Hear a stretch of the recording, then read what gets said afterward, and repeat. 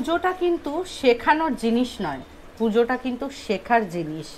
আজকের ভিডিওর টপিকটা হলো সেই সব মানুষদের জন্য যারা প্রত্যেকটা সময় প্রত্যেককে ডিমোরালাইজ করে আর প্রত্যেকটা জিনিসে খুঁত বের করতে থাকে।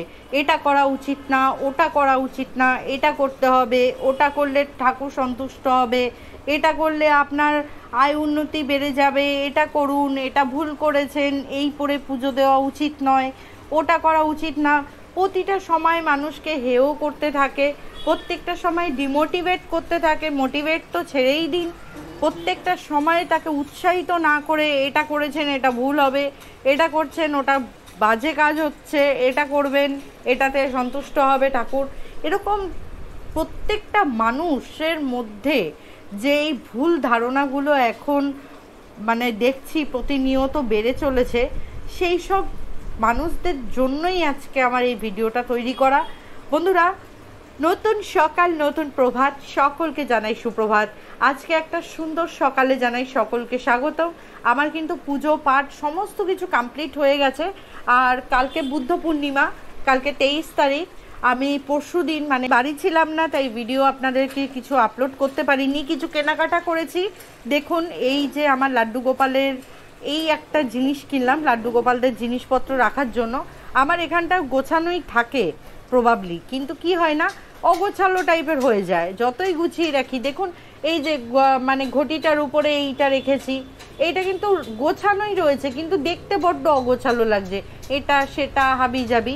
তাই জন্য একটা এরকম ট্রে কিনলাম, যার মধ্যে কিনা 3টে থাক রয়েছে, আর বেশি দামও না, 100 রুপিস দাম নিয়েছে এই জিনিসটা, প্লাস্টিকের।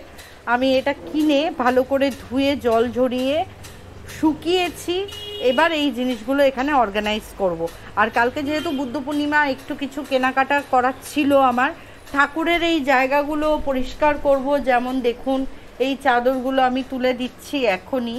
আর নতুন বেড কভার একটা বানানোর ইচ্ছা আছে, দেখি আজকে জিনিসটা বানানোর চেষ্টা করব যদি সময় করে উঠতে পারি। এইগুলো আমার দেখুন, পুজো পাঠ আমার সকালবেলায় অনেক আর্লি মর্নিংয়েই কমপ্লিট হয়ে গেছে। এইগুলো এখন আমি তুলে দিচ্ছি। এরপর আমি বসবো এইগুলো তৈরি করতে, চাদরগুলো তৈরি করতে। নতুন একটা কভার তৈরি করার ইচ্ছা আছে। গোপাল সোনাদের একবার দর্শন করে দিই, তারপর আমি সেই সব মানুষদের ঘিরে একটা কথা আপনাদেরকে বলবো, যাদের মনের মধ্যে এখনও চলে না, এটা করব ওটা করব, আমি শিখতে চাই। দেখুন, পুজোটা কিন্তু শেখার জিনিস, পুজোটা কিন্তু শেখানোর জিনিস নয়। আপনি যদি আমার থেকে কিছু দেখে শিখছেন তাহলে ঠিক আছে, আমি কিন্তু আপনাকে কিছু শেখাতে পারবো না যে আপনি এটা করুন ওটা করুন, এগুলো কিন্তু শেখানোর কিছু নয়। এইবার আমি যেটা বলবো, এই যে ডিমোটিভেট করা, ডিমোরালাইজ করা মানুষকে, দেখুন আমি আমরা প্রত্যেকেই এখন প্রবাবলি রিলস দেখে থাকি বা নেট ঘাঁটি প্রত্যেকটা সময়, ফেসবুক, ইউটিউব, তারপর বিভিন্ন জায়গায় যেসব রিলস চলে, এইসব জায়গায় দেখবেন অনেকে এটা বলে যে, আমি কিছুদিন আগে একটা ভিডিও বা আমি রিলসে দেখছিলাম, একজন মহিলা বলছিল যে ঠাকুরকে নাকি নাইটি পরে পুজো দিতে নেই, ঠাকুরকে এটা দিতে নেই, ওটা করতে নেই, এই খাওয়া দিতে হয়, এইটা ওটা দিতে হয়। দেখুন, আপনার যেটা সামর্থ্য হবে আপনি তো সেটাই দেবেন, আপনার মনে যেটা হবে সেটাই তো দেওয়া উচিত।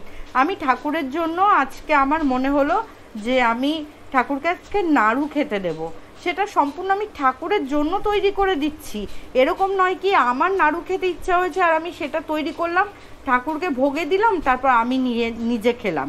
দেখুন, ঠাকুরের খাবার তো ভোগ হিসাবে আমরাই গ্রহণ করি, কিন্তু আমার মনের ইচ্ছা যদি ঠাকুরকে দিতে ইচ্ছা হয়, যদি মনে করি আমার ঠাকুরকে আজকে আমি নাড়ু খাওয়াবো, আমার ফল খাওয়াবো, বা আমি একটু বাটার দেব, সেটা সম্পূর্ণ ঠাকুরের জন্য ভেবে আমি করছি, তাই না?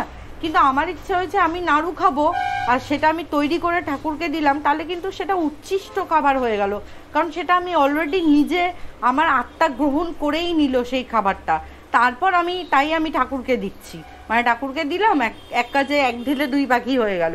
দেখুন, এইগুলো সম্পূর্ণ মনের ভাব, পুজো পাঠ সম্পূর্ণ মনের ভাব। আপনি যখন যেই রকমভাবে ঠাকুরকে রাখবেন, ঠাকুর কিন্তু সেইভাবেই আপনার থেকে সেবা নেবে। হ্যাঁ, আমি এখন বেড বানিয়ে দিয়েছি, ঠাকুর এখানে আরামে শুচ্ছে, আর যারা মানে বেড কেনার ক্ষমতাও নেই, যারা একটা চৌকিতে শোয়াচ্ছে, সেখানে ঠাকুর শুচ্ছে না, এরকম কিন্তু নয়, একেবারেই নয়। আপনি যেভাবে ঠাকুরকে রাখতে চান, আপনার মনে আসবে, আপনি সেইভাবে রাখুন। ওইটা দেখে কাউকে ডিমোটিভেট একেবারেই করা উচিত না, যে ঠাকুর এইভাবে থাকে না, ঠাকুর ওইভাবে থাকে না। এই যে একজন ভদ্রমহিলা বলছিলেন নাইটি পরে পুজো দিতে নেই, এইটা করে মাথায় ঘোমটা দিয়ে পুজো দিতে হয়, নিয়মের তো কোনো শেষ নেই।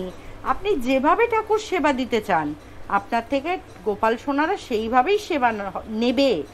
এবার দেখুন, কিছু কিছু জিনিস আছে আপনার মনের ঊর্ধ্বে গিয়ে যদি আপনি করেন, সেক্ষেত্রে আমি জানি না আপনি কতটা ঠাকুর ভক্তি দিয়ে পুজো করেন। যেমন আমার নিজের চোখে একটা ঘটনা দেখা, আমারই ফ্ল্যাটের উপরে এক অনুষ্ঠান হয়েছিল, তো সেখানে তখন আমার ঘরে গোপাল আসেননি।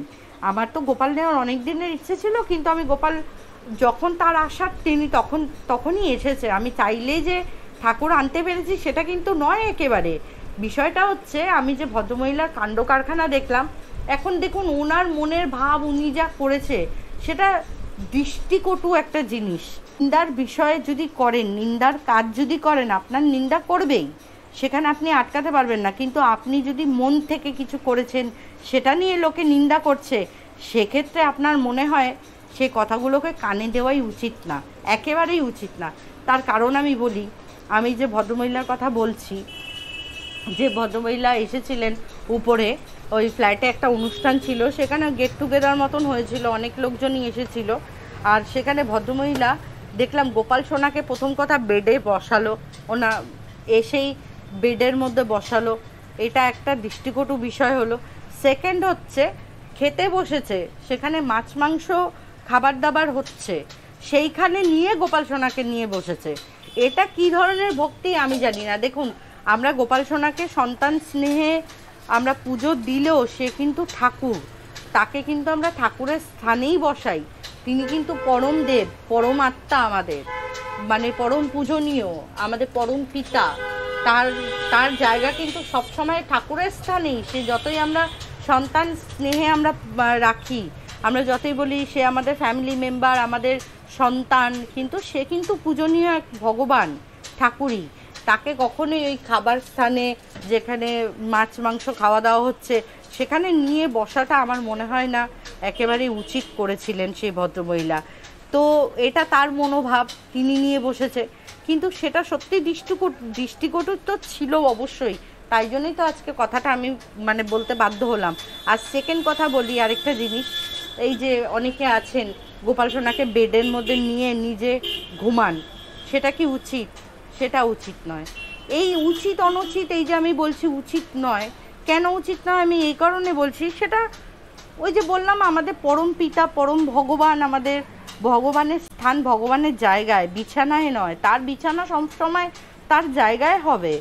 সেখানে আমাদের শরীরটা তো অপবিত্র শরীর, এই অপবিত্র শরীরকে ঘিরে মানে ঠাকুরকে জড়িয়ে ধরে শোয়াটা, রাত্রিবেলা বিভিন্ন রকমভাবে মানুষ ঘুমায়, বিভিন্ন সময়, মানে আমরা নিজেরা, আমাদের মধ্যবিত্ত ফ্যামিলি বলুন বা আমরা নিজেরা গৃহস্থ ঘরে, ঠাকুর স্থান যেখানে, সেখানে সবসময় আমরা পর্দা ব্যবহার করি, বা যেটা ঠাকুর ঘর থাকে সেখানে আমরা ঘুমাই না।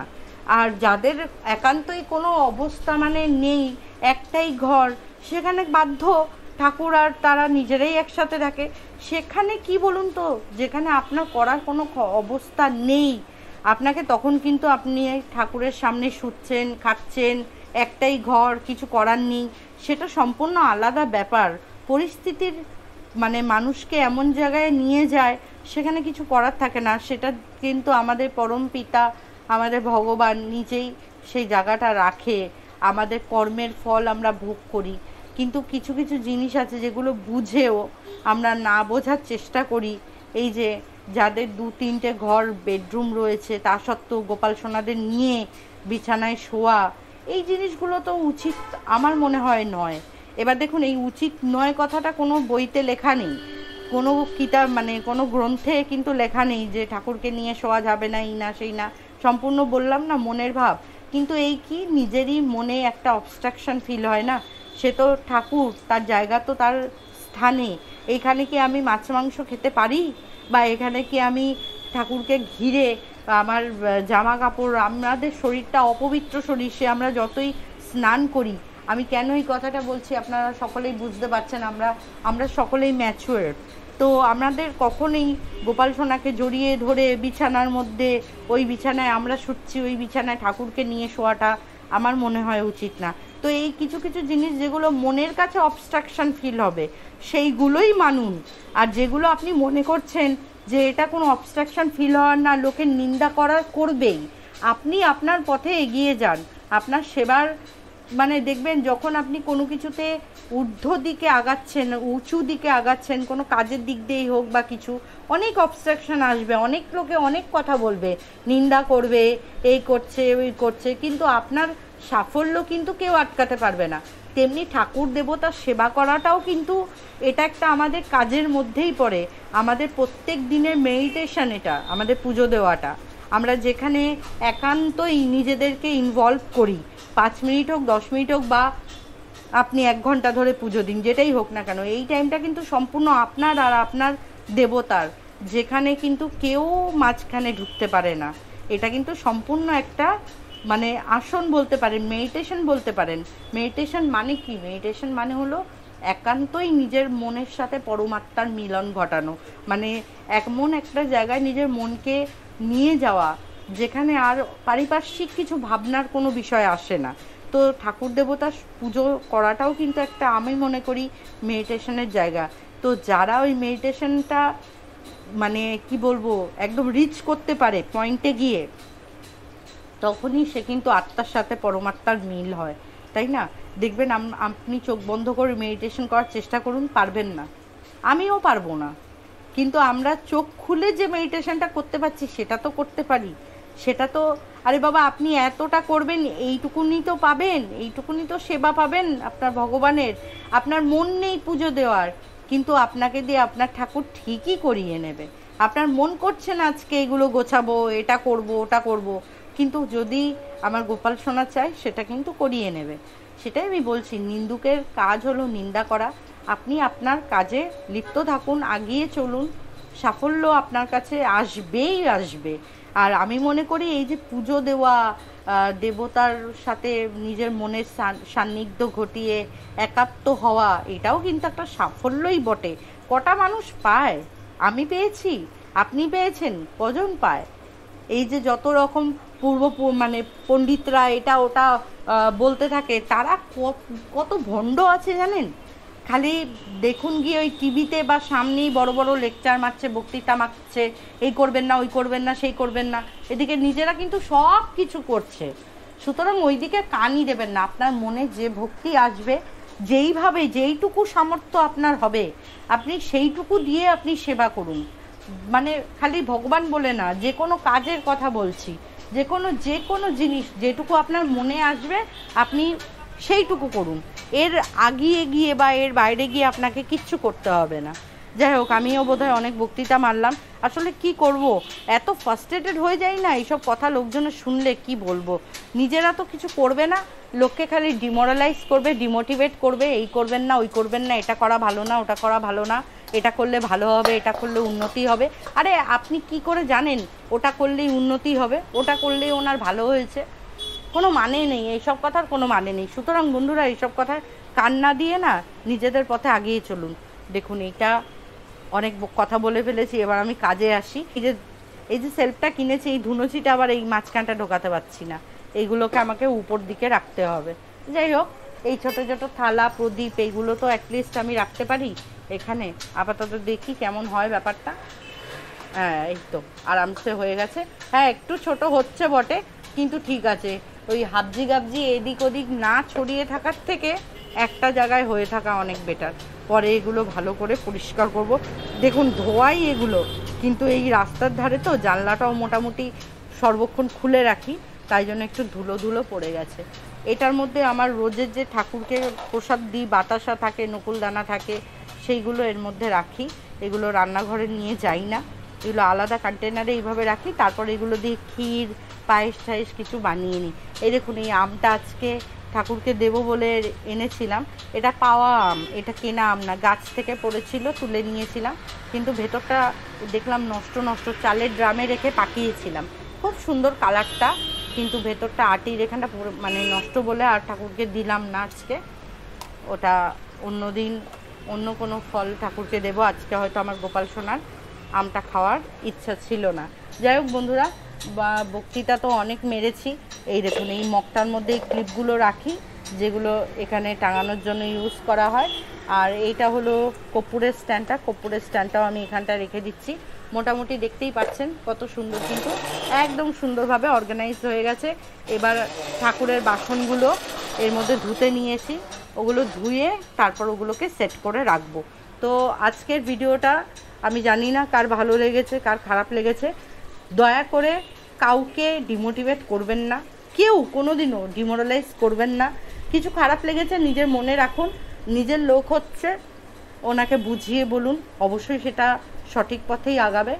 কোনো দিনও কাউকে কোনো সাফল্যের পথে বাধা দেবেন না, উল্টে আরও উৎসাহিত করুন।